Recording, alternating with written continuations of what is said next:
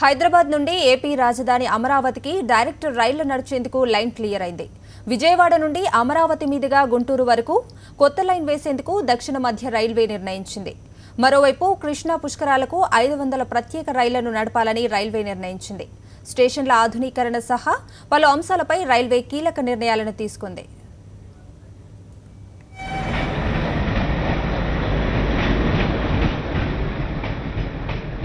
తెలుగు రాష్ట్రాలకు సంబంధించి రైల్వే శాఖ పలు కీలక నిర్ణయాలను తీసుకుంది. ఏపీ కొత్త రాజధాని అమరావతికి హైదరాబాద్ నుండి రైల్వే లింకును కల్పించనుంది. హైదరాబాద్ నుంచి విజయవాడ మీదుగా అమరావతికి, అక్కడి నుంచి గుంటూరుకు రైళ్లను అనుసంధానించేలా ఈ కొత్త లైన్ నిర్మాణం చేపట్టాలని నిర్ణయించారు.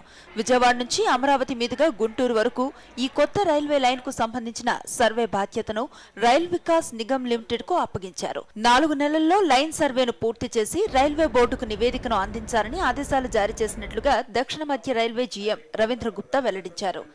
This work has been sanctioned for survey in the current financial year budget, and this survey we have asked RBNL, which is a company under Ministry of Railways, to complete this survey, and I am hopeful that within next 4-5 months this survey should be over and we will be able to submit the report to Railway Board.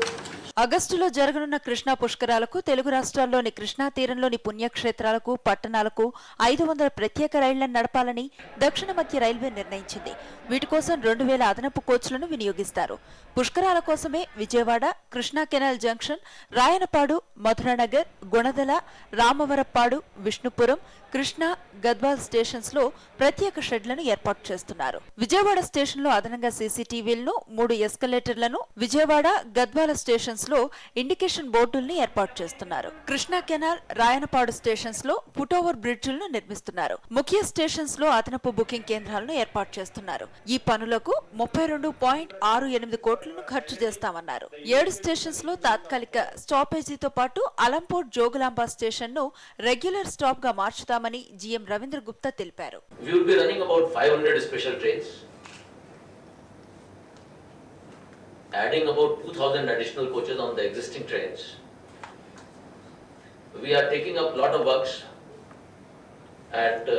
to provide additional passenger shelters, cover over platforms, additional CCTV facilities, escalators, train indication boards, foot over bridges and additional booking counters.